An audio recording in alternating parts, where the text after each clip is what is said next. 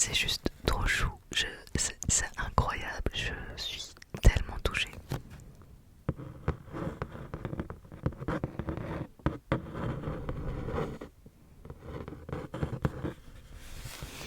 Alors du coup, je voulais faire une petite vidéo unboxing parce que en plus, moi j'adore le bruit que font généralement toutes sortes de chaussures ou de sneakers avec le tapping, tout ça, tout ça. Je trouve que c'est hyper agréable.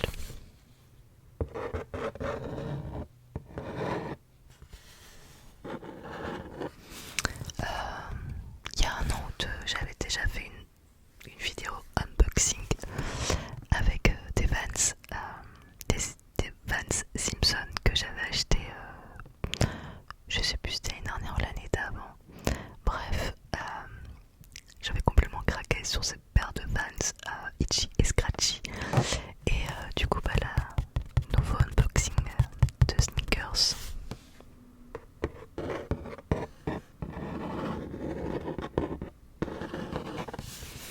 Donc ce sera une vidéo où je vais faire forcément plein de petits sons sympas avec les sneakers, la boîte, tout ça. Mais ce sera aussi une petite vidéo blabla ou absolument une vidéo absolument pas préparée. Et je trouve que c'est sympa aussi les vidéos où voilà, on sait pas où ça va nous mener, mais ça va nous mener à quelque chose. Où on va discuter entre amis et puis on va se détendre et potentiellement s'endormir. Ça peut être sympa aussi.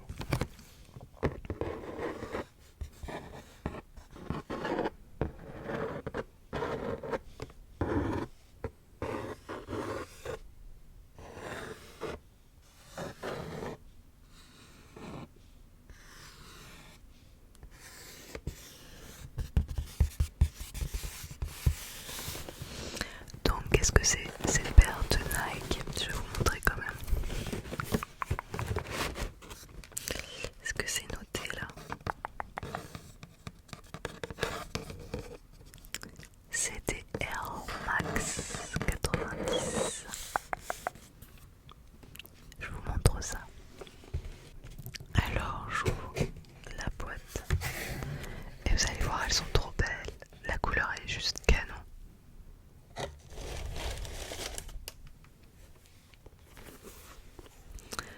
Est-ce qu'elles sont pas trop belles?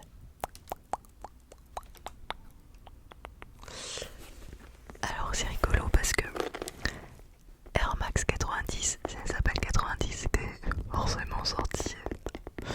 Et en 90, c'est des sneakers qui ont quand même plus de 30 ans. Enfin le modèle en tout cas, pas celle-ci. Et c'est marrant parce que en 90 j'avais 17 ans.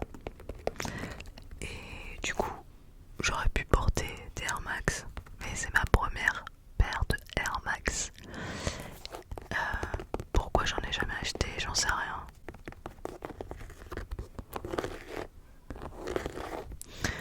Parce que je pense que j'étais pas mal à cette époque, je crois à peu près à cette époque là j'avais des Buffalo avec la flamme sur le côté, elles étaient noires et elles avaient une flamme rouge sur le côté, je les aimais trop. Et puis après j'ai eu pas mal d'Adidas en fait, j'avais des Gazelles. Qu'est-ce que j'ai eu? Non, je n'ai pas eu de Stan Smith. Tout le monde a eu des Stan Smith. Moi, j'en ai jamais acheté parce que tout le monde en avait et du coup, ça m'énervait. Et j'aime pas avoir exactement la même pompe que tout le monde. Donc, j'ai jamais eu de Stan Smith. J'ai eu des superstars. J'ai eu d'autres trucs, mais j'ai pas eu des Stan Smith. Puis j'ai eu pas mal de Vans.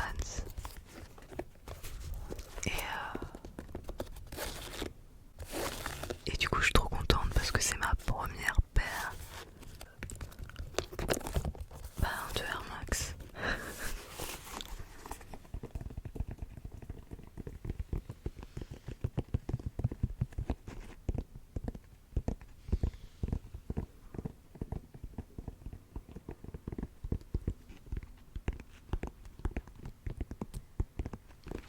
Alors du coup, petit sondage, qu'est-ce que vous mettez plus comme marque de sneakers? Est-ce que c'est plus Nike, Adidas,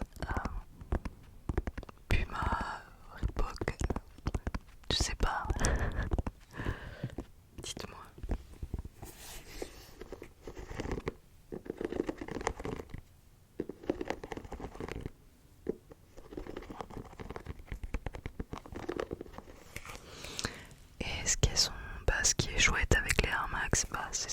coussin d'air, hyper confort. On dirait que je suis sponsorisée Nike alors que non, pas du tout. C'est Anthony qui me les a offertes, trop gentil.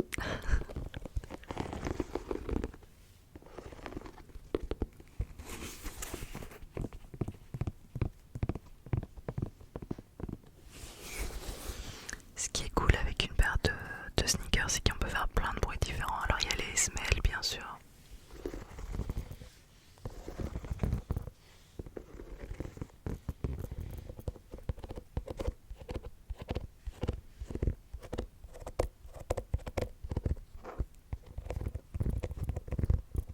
Une sorte de petit scratching semelle.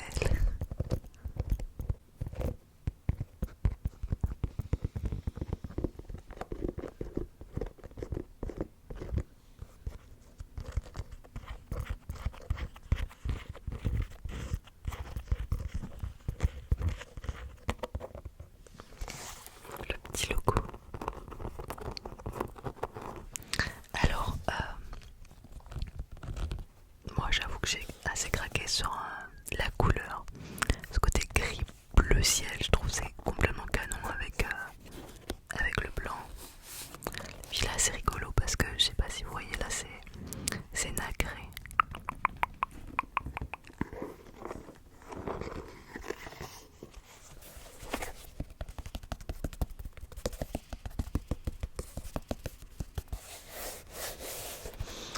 Bon, j'ai dit que j'allais discuter un petit peu de tout et de rien avec cette petite paire de chaussures. Je vais parler puis je vais faire des sons avec en même temps. Bon, comment ça va?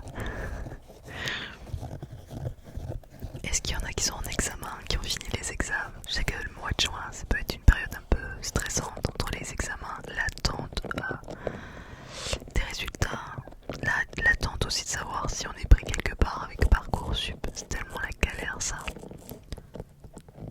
Savoir ce qu'on va faire l'année prochaine. Alors moi les études c'est fini depuis un moment, mais le mois de juin est une période très intensive pour moi.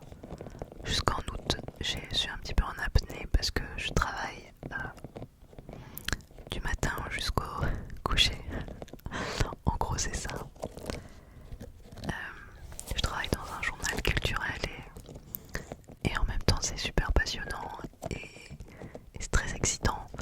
Mais on sort un gros journal de 58 pages à la fin du mois et on a une toute petite équipe. Donc il y a beaucoup de taf à faire.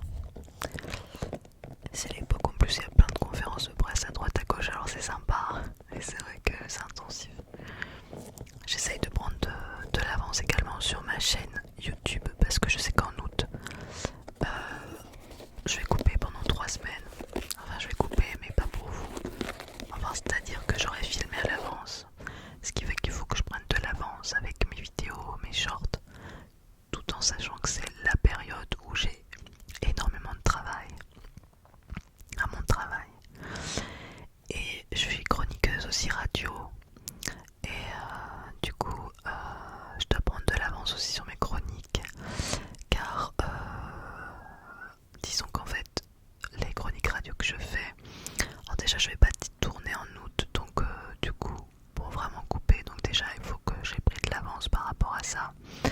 Et en fait, c'est des chroniques où mon fils participe, c'est-à-dire qu'il fait des petites phrases de ponctuation. C'est des chroniques sur la parentalité, des idées pour les parents. Et mon fils dit des petites phrases pour couper ce que je dis en disant ah c'est trop chouette maman, des trucs comme ça. Donc en juillet il sera pas trop là car il va partir aussi en vacances un peu avec ses grands-parents pendant que nous on travaille, qu'on n'est pas en congé. Donc il faut que j'ai enregistré ses voix. Donc il faut que j'ai écrit toutes mes chroniques de juillet, août et un petit peu de septembre parce que je veux pas être trop à la bourre quand je rentre pour la fin du mois.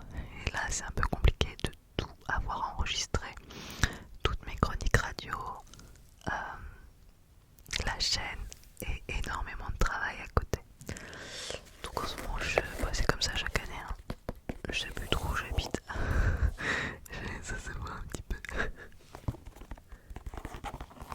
Alors certains vont dire mais tu peux freiner pour la chaîne, mais en fait j'ai pas envie non plus.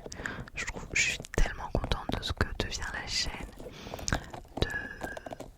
de tout ce qu'elle devient, de comment elle évolue, que je trouve ça dommage de freiner. Je couperai en août, je répondrai toujours aux commentaires parce que voilà, je trouve que c'est important. Vous prenez du temps pour m'écrire et c'est normal de vous répondre. Mais je tournerai pas, ou peut-être une vidéo comme ça pour rigoler chez ma mère parce qu'il y aura des objets un petit peu à l'ancienne et que ça peut être rigolo, mais c'est tout. Trop bon ce bruit. Il y a des frissons là maintenant tout de suite.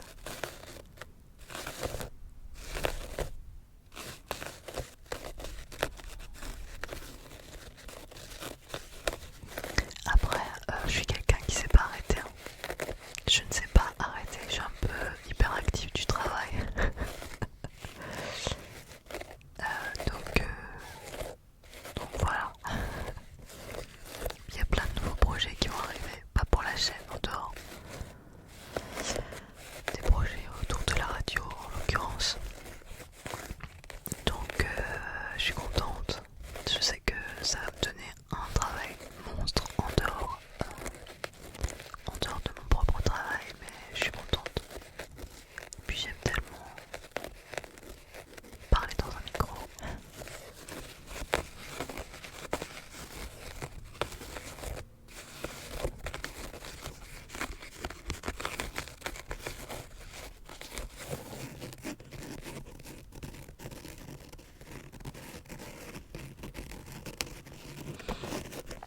Mais en août c'est les vacances. Donc l'été on était parti en Toscane. Cette année on va aller chez ma mère en Bretagne.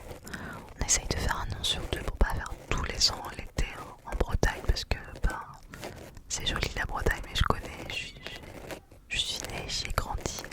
Donc c'est pas vraiment une découverte pour moi. On y va essentiellement pour ma maman. Et donc une année sur deux ben, on va ailleurs histoire de voir autre chose. Donc là on était en Toscane. Donc cette année c'est la Bretagne. On va faire une halte très certainement parce que c'est loin en voiture. Donc peut-être un petit passage dans le sud-ouest, l'espace de quelques jours pour monter. Et au retour, on voulait faire le Puy du Fou.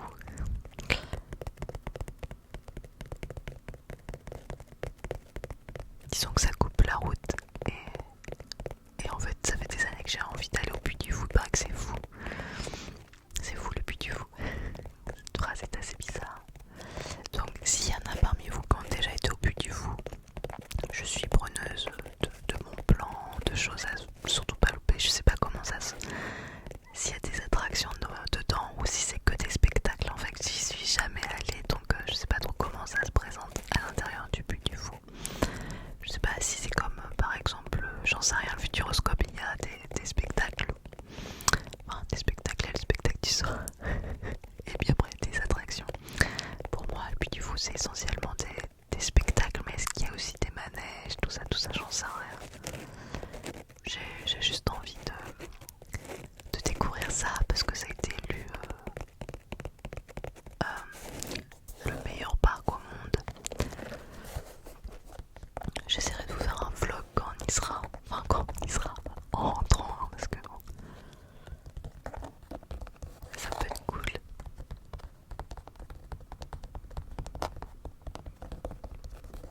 Et vous, qu'est-ce que vous faites pendant les vacances?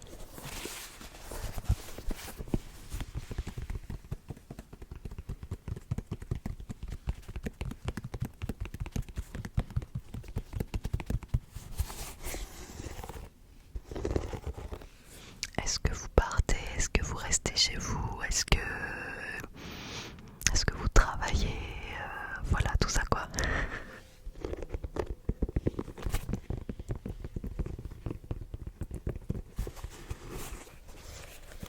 J'ai vu qu'il y avait une petite étiquette à l'intérieur,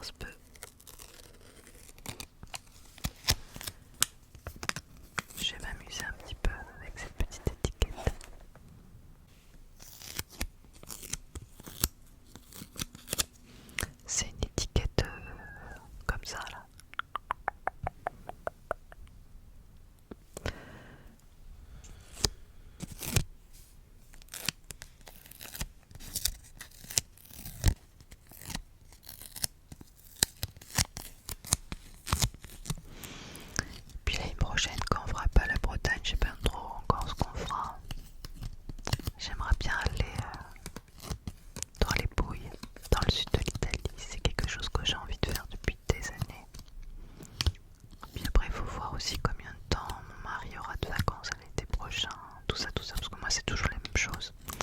J'ai 2 semaines à Noël et 3 semaines en août. C'est quand le journal ferme tout simplement.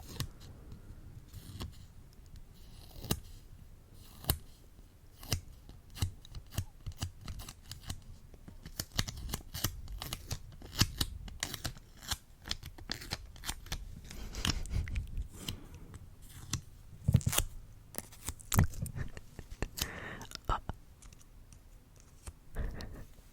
mon four ne fait pas de bruit. Mon four ne fait pas de bruit.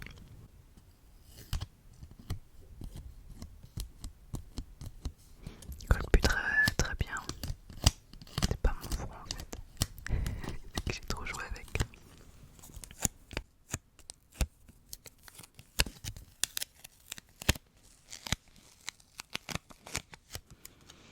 Bon, je vais prendre autre chose dans les chaussures.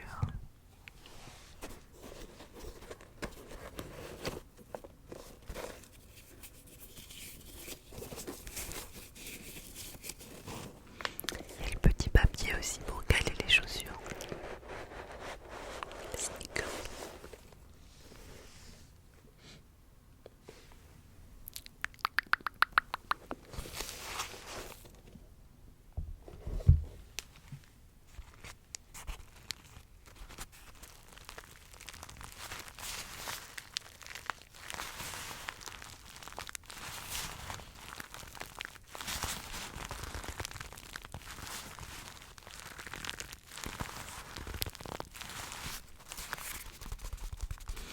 Souvent quand on va en Bretagne, on coupe avec un parc sur le retour parce qu'un parc c'est bien pour s'arrêter 2 jours. Pas besoin de rester plus. Et ça fait une coupure quoi. Parce que quand on s'arrête dans une ville, moi j'ai envie de rester plusieurs jours pour pouvoir visiter. Donc c'est plus une coupure quoi, c'est vraiment une grosse halte. Donc je trouve ça plutôt cool de pouvoir s'arrêter dans un parc. La dernière fois qu'on a été en Bretagne, on s'était arrêté aux eaux de Beauval sur le retour. Trop beau, j'avais fait un vlog d'ailleurs.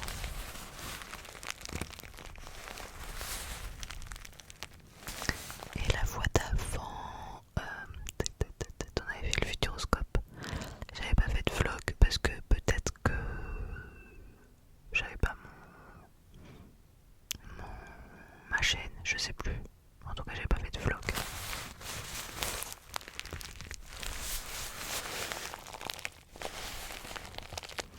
Non, je devais pas avoir ma chaîne. Je sais plus. Ma chaîne a combien là ma chaîne? Bah non, puisque ma chaîne elle a 2 ans et demi. En juillet. Donc non, j'avais pas ma chaîne avant.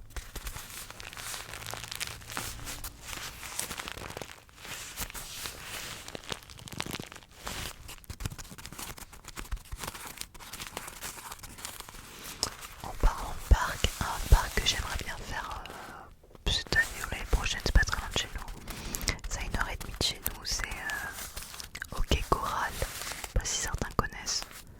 J'avais fait, c'est sur le thème un peu Far West. C'est pas un énorme parc. Bon, du coup, il reste un jour ou deux, ça à 1h30 de chez nous. Limite, on dort une nuit sur place et voilà, ça coûte pas trop cher parce que c'est un parc relativement petit.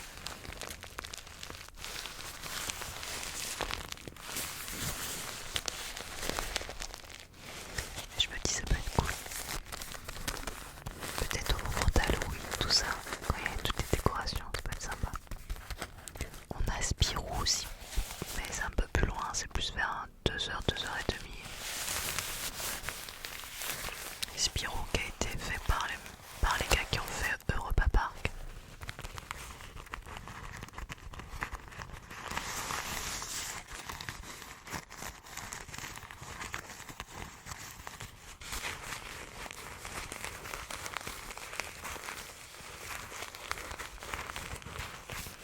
C'est sympa ce bruit de papier, non? Qu'est-ce que vous en pensez?